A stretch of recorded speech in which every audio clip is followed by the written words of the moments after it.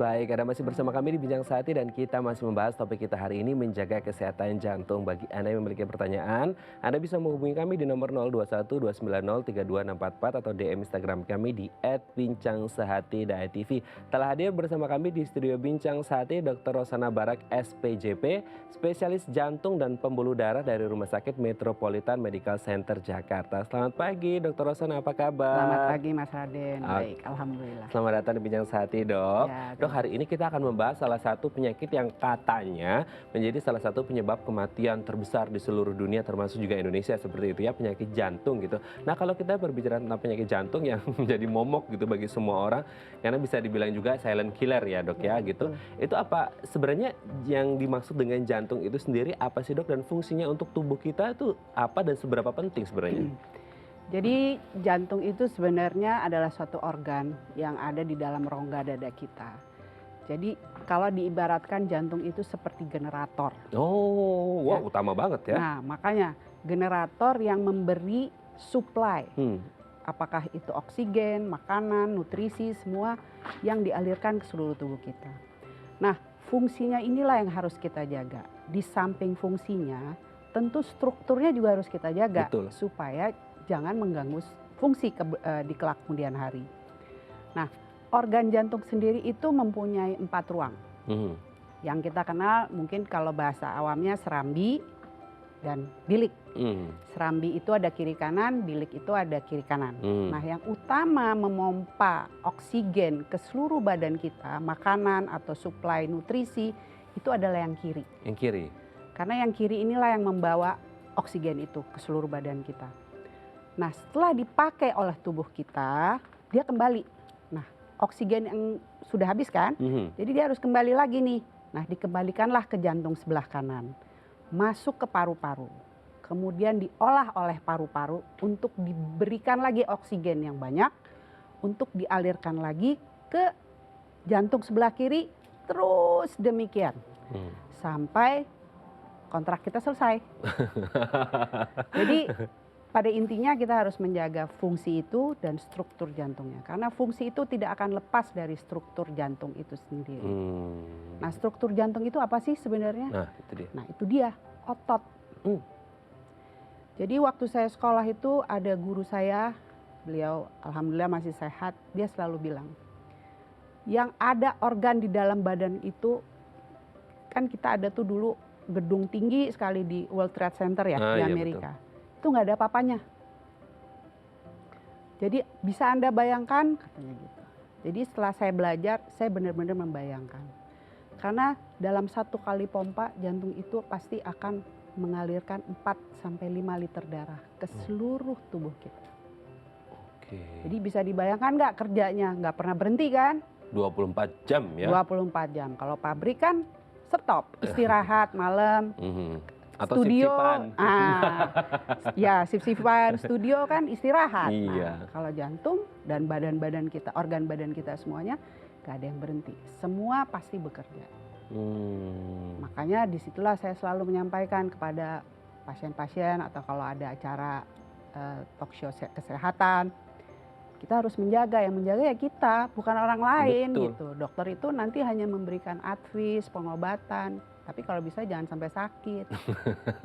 Dijaga. Oke.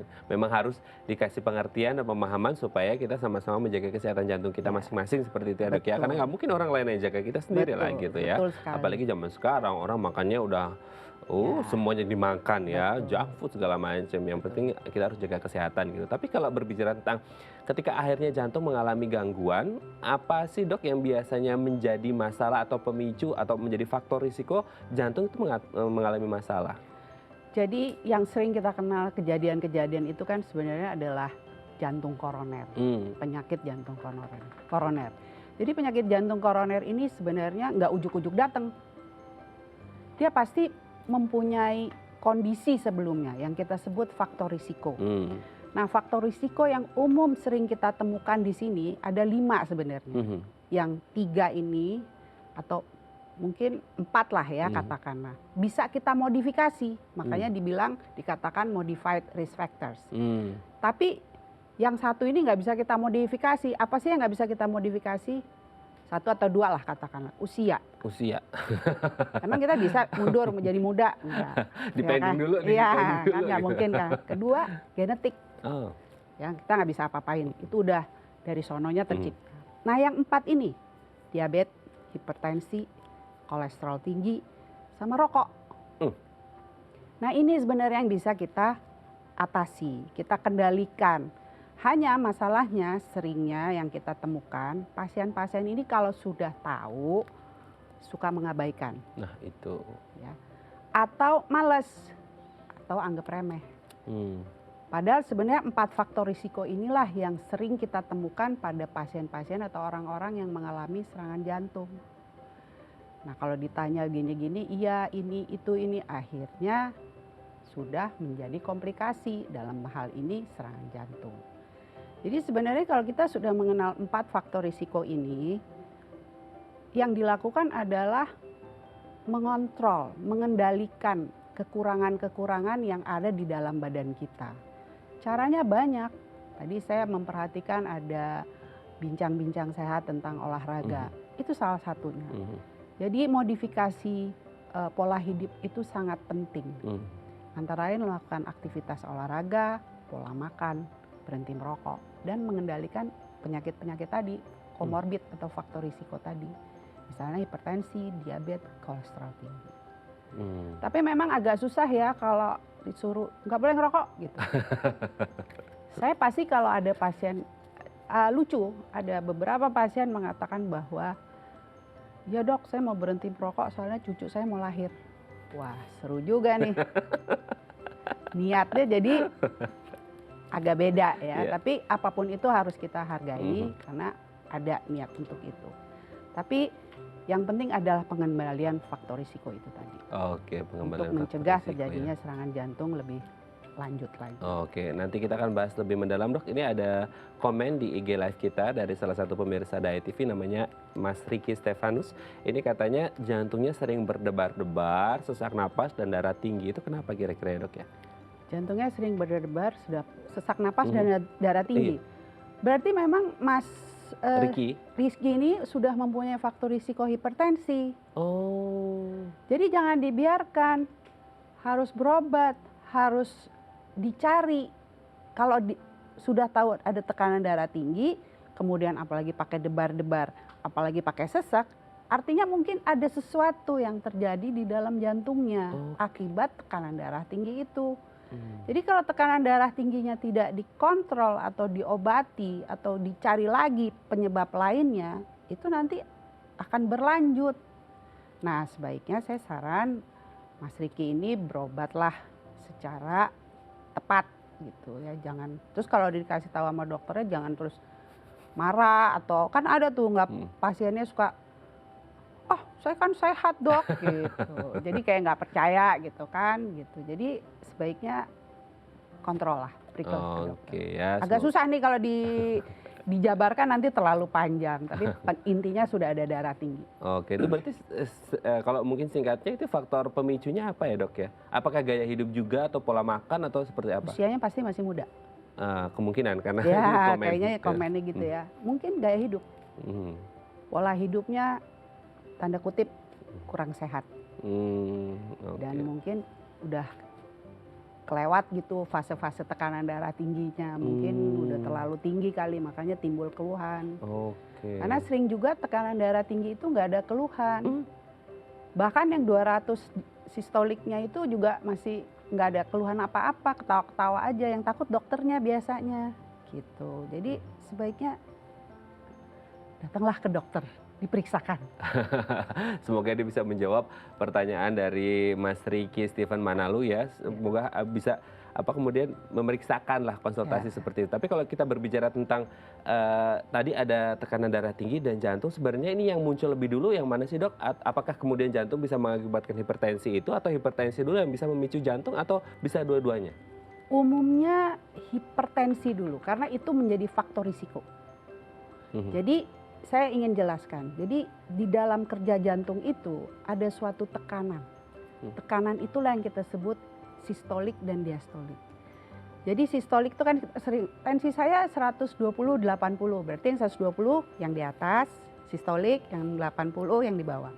Jadi pengertian sistolik itu adalah pada saat jantung memompa, mengalirkan darah ke seluruh tubuh kita.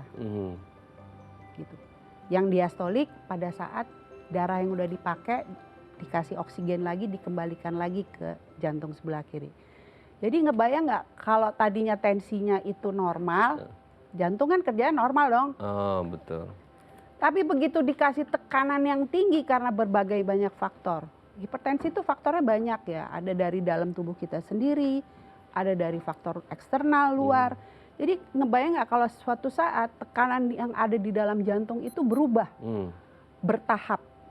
Atau mungkin tiba-tiba juga bisa karena banyak faktor-faktor yang dikeluarkan oleh badan kita sendiri. Nah akibatnya kalau dia terus-terusan tensinya tinggi kan jantungnya capek lama-lama. Nah itu mungkin yang dialami. Udah ada rasa sesak sama debar-debar. Oke, semoga ini juga bisa menjawab pertanyaan dari Mas Riki Steven Manalu ya. Ini ada pertanyaan lagi dok dari live Instagram kita juga, ini dari @ahyarotanima. Ini katanya ada nyeri di dada kirinya gitu. Dia pernah riwayat kolesterol juga gitu. Nah, dan trigliserinya tinggi katanya. Jadi gini, kolesterol tadi sudah saya sampaikan juga menjadi salah satu faktor risiko.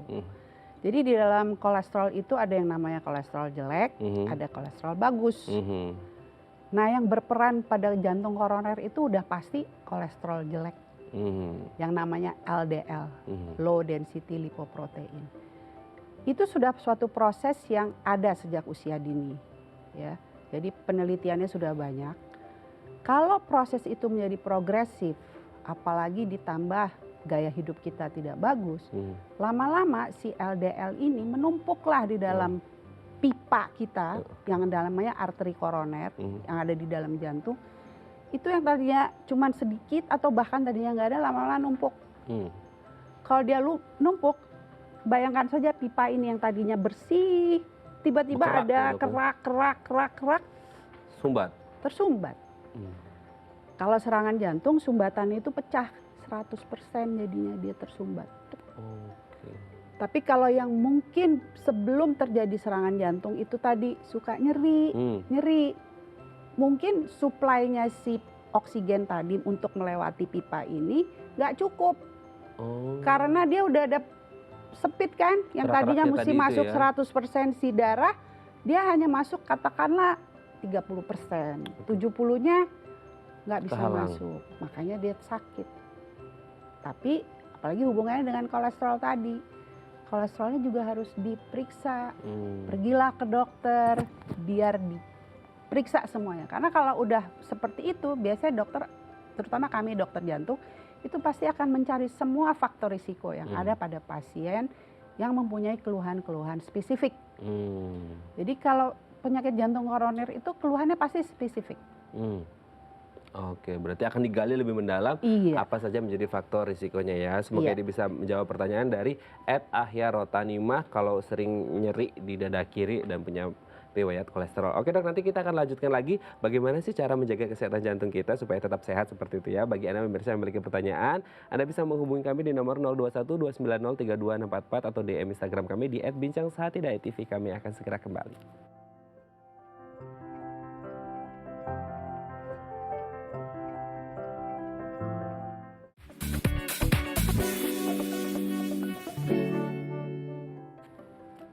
Baik, Anda masih bersama kami di Bincang Sehati dan kita masih membahas topik kita hari ini, menjaga kesehatan jantung. Bagi Anda yang memiliki pertanyaan, Anda bisa menghubungi kami di nomor 0212903264 atau DM Instagram kami di @bincangsehati.tv. Anda juga bisa menyaksikan kami secara live di Instagram kami. Masih bersama dengan Dr. Rosana Barak, SPJP, spesialis jantung dan pembuluh darah dari Rumah Sakit Metropolitan Medical Center MMC Jakarta. Dok, kalau kita berbicara tentang jantung seperti itu, bagian mana sih yang biasanya sering terjadi masalah atau gangguan jantung itu sendiri?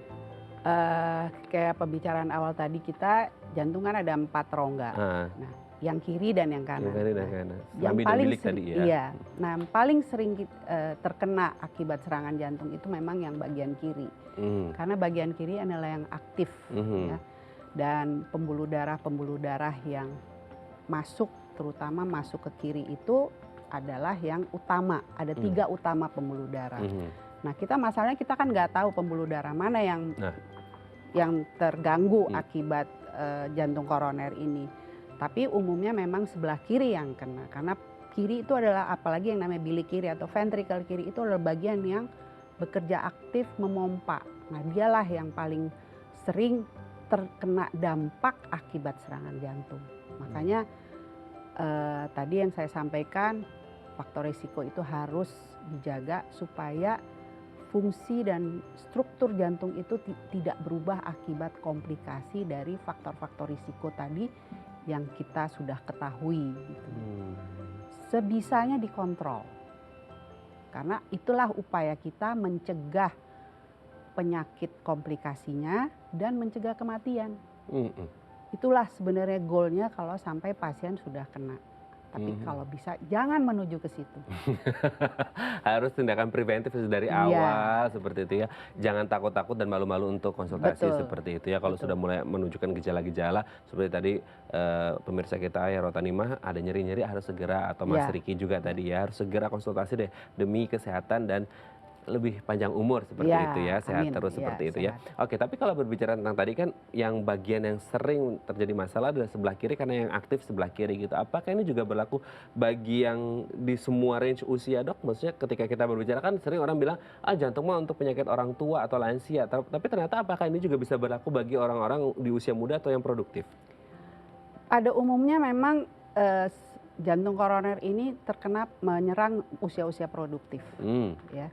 Jadi sekarang tidak lagi berlaku, pasti hanya orang tua, kenyataannya enggak. Kami juga sering menerima pasien di bawah usia 40 tahun. Ya, sehingga kalau ditanya kenapa sampai terkena serangan jantung atau penyakit jantung koroner ini, umumnya karena memang lifestyle-nya. Satu. Kedua, memang sudah ada faktor risiko yang tidak pernah diketahui atau tidak pernah dikontrol. Kalaupun udah tahu tapi cuek. Nah, itu masalahnya. Jadi itulah sebenarnya perjalanan, karena kan penyakit jantung koroner ini nggak ujuk-ujuk. Dia nggak datang sehari 2 hari jadi mampet 100%, enggak.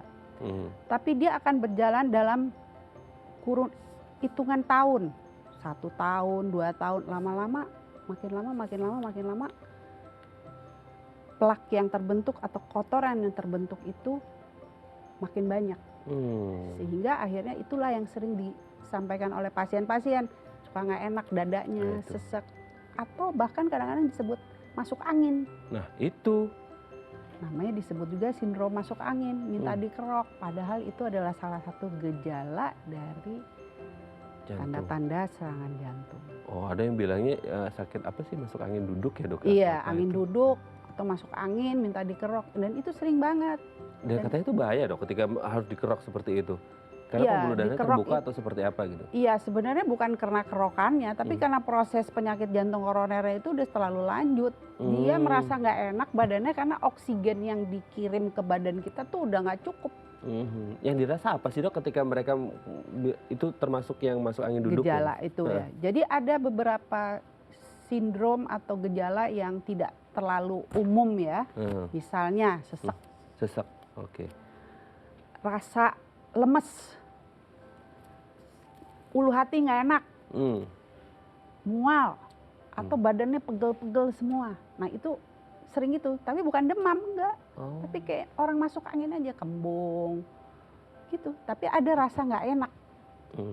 Yang kadang-kadang tidak bisa disampaikan oleh si penderita. Orangnya itu sendiri ya. Sehingga mereka mengatakannya kayak orang masuk angin gitu loh, Dok. Saya kayak orang masuk angin, saya dikerok aja gitu. Tapi kalau kita gali lebih dalam, ternyata apa yang dirasakan itu adalah sebenarnya gejala-gejala menuju ke situ. Nah itu yang sering kecolongan sebenarnya. Makanya kalau sering dengar, kemarin sehat-sehat aja tiba-tiba nggak ada gitu kan. Nah itu sebenarnya mungkin si pasien ini sudah mengalami gejala-gejala yang dia sebenarnya nggak sadar, gitu, karena nggak terlalu khas, gitu. Jadi itulah sebaiknya kalau ada masuk angin, apalagi umur-umur, jangan menganggap kalau umur muda terus masih oke-oke aja, aman. Gitu. Kenyataannya kan enggak.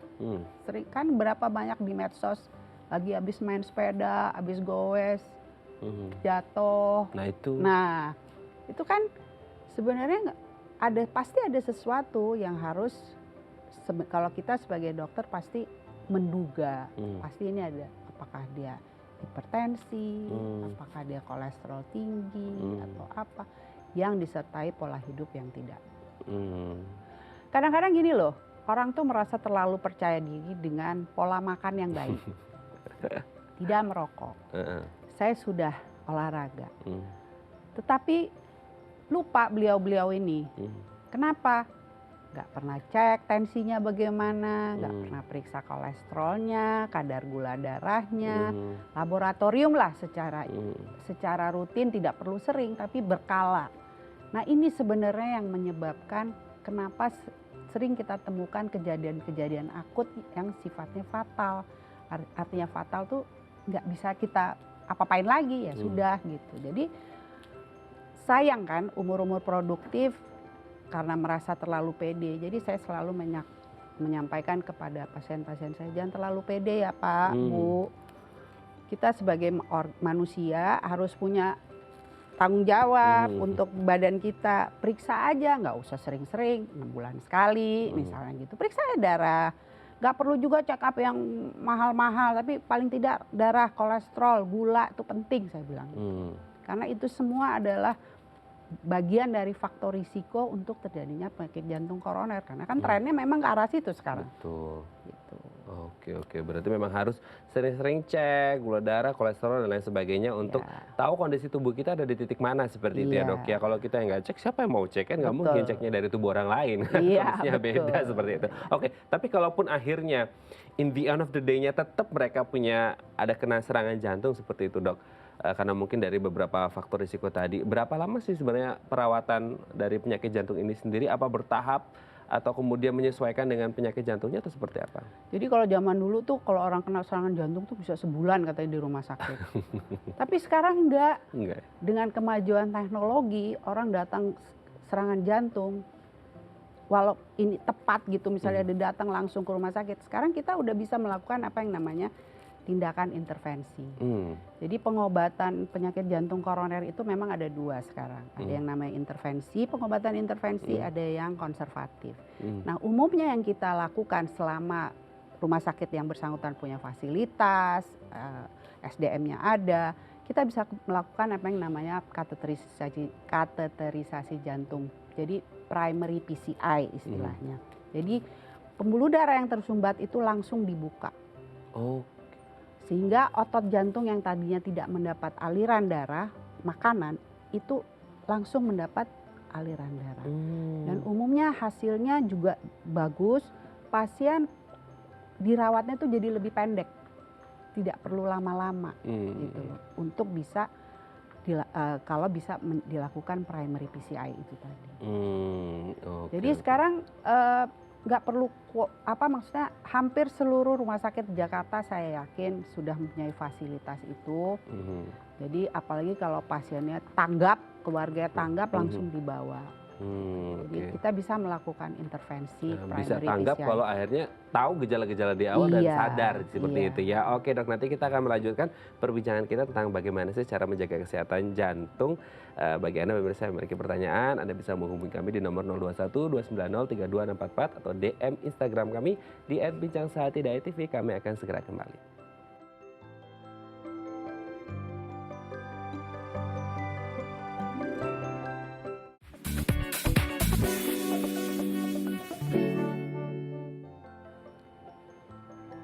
Baik, Anda masih bersama kami di Bincang Sehati dan kita masih membahas topik kita hari ini menjaga kesehatan jantung dan masih bersama dengan Dr. Rosana Barak, SPJP, spesialis jantung dan pembuluh darah dari Rumah Sakit Metropolitan Medical Center MMC Jakarta. Oke Dok, di segmen terakhir ini kita akan membahas beberapa makanan yang katanya bagus untuk kesehatan jantung. Kita lihat ya Dok, yang pertama kacang-kacangan ini katanya bagus ya Dok ya untuk kesehatan jantung atau seperti apa nih Dok? Iya, jadi kacang ini kan almond nih kan. Ya, jadi pada prinsipnya kacang-kacang ini sebenarnya banyak mengandung protein tertentu.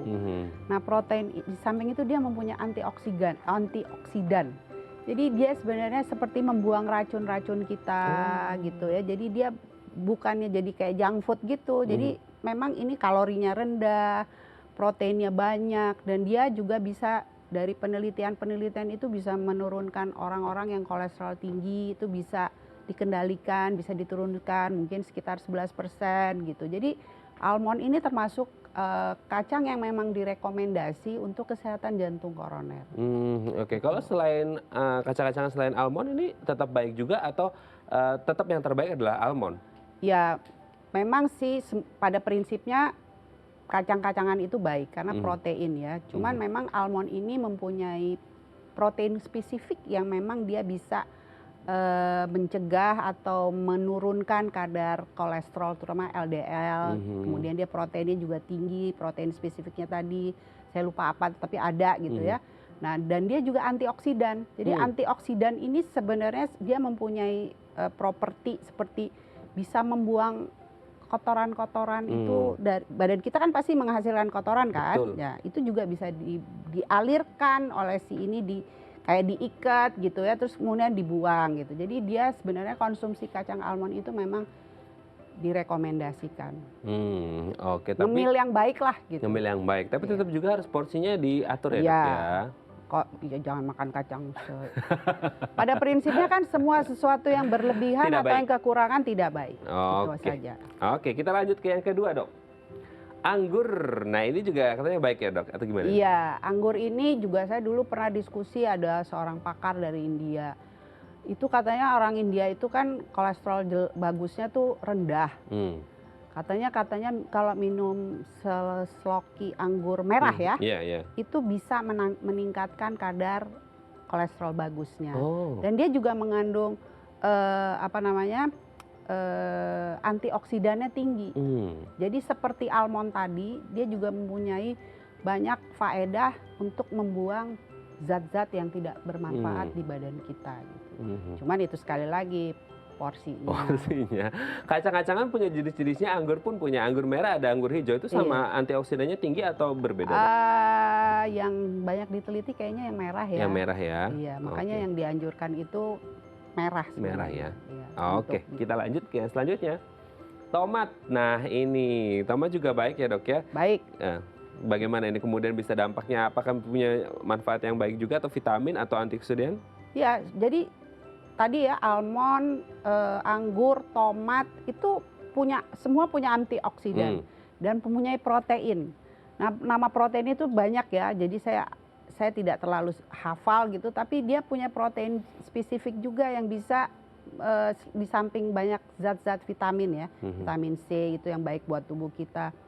Dan dia ya itu tadi antioksidannya tinggi. Jadi kalau konsumsi makanan-makanan seperti ini memang dianjurkan sekali gitu untuk orang-orang yang mempunyai faktor risiko terutama ke arah penyakit jantung koroner.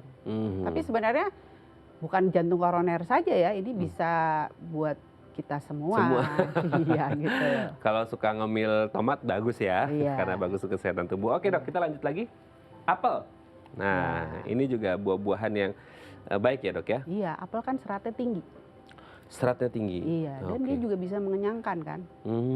Di samping itu tadi, dia punya properti untuk sebagai antioksidan, sebagai energi, kalorinya juga ada, tapi tidak seperti kalori yang kita makan dari karbohidrat biasa gitu. Jadi ini juga bisa sebagai pengganti kalau kita lapar gitu. Oh, pengganti karbo juga bisa ya? Bisa. Makanya orang diet kan sering, orang yang ingin atur makan penurunan gula darah kalau mau ngemilnya apel. Dan kadar gulanya juga kan tidak tinggi dia. Oke. Bagus untuk yang diabetes juga bagus ya. Oke, terakhir, Dok. Alpukat. Nah, ini alpukat juga bagus. Iya, alpukat ini seperti fish oil. Jadi dia orang kan bilang nanti makan alpukat kolesterolnya tinggi loh. Iya, kolesterol bagusnya jadi naik. HDL-nya jadi bagus. Dan dia juga seratnya tinggi. Jadi makanya pengganti karbo juga bisa sama kayak apel ya, Dok ya? Karena dia mengenyangkan juga kan ya? Seperti pisang. Seperti pisang. Kadar gulanya juga lemaknya juga tidak tinggi gitu. Jadi pada prinsipnya makanan-makanan itu tadi ya, dan mungkin masih ada banyak beberapa makanan lagi itu sangat artinya buat kita tuh badan kita memang baik Oke, terakhir dok, mungkin ada yang disampaikan ke pemirsa yang mungkin punya masalah di jantung atau ingin menjaga jantungnya sehat, apa yang harus mereka lakukan? Ya pesan kami sih nggak susah-susah ya. Pokoknya pola hidupnya harus diusahakan sebisa mungkin sehat, tanda kutip. Pola makannya juga demikian, seimbang. Betul. Gitu, jangan berlebih.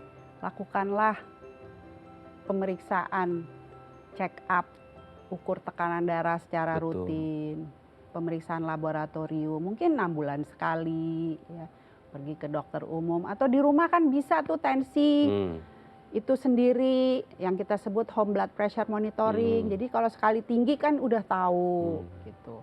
Yang penting itu faktor risiko itu dikenali, kemudian kalau memang sudah ada, jangan ragu-ragu, konsultasikanlah ke dokter. Oke, dan jangan lupa juga untuk olahraga ya, itu supaya tetap sehat. Termasuk pola hidup sehat. Olahraga tapi jangan makan junk food. Oh iya. Terima kasih. Ya, sama-sama, Dr. Rosanna hari ini Raden. sudah hadir bersama kami di Bincang Sehati. Semoga kita semua sehat terus dan terhindar dari penyakit jantung. Amin. Dokter juga sehat-sehat terus. Salam untuk keluarga di rumah. Terima Baik kasih. pemirsa, bagi Anda yang memiliki kritik dan saran, Anda bisa menghubungi kami di nomor 0889 8100 5000 atau Anda bisa follow media sosial kami di @bincangsehati.tv. Saya Raden Madlias pamit, sampai jumpa dan selamat beraktivitas.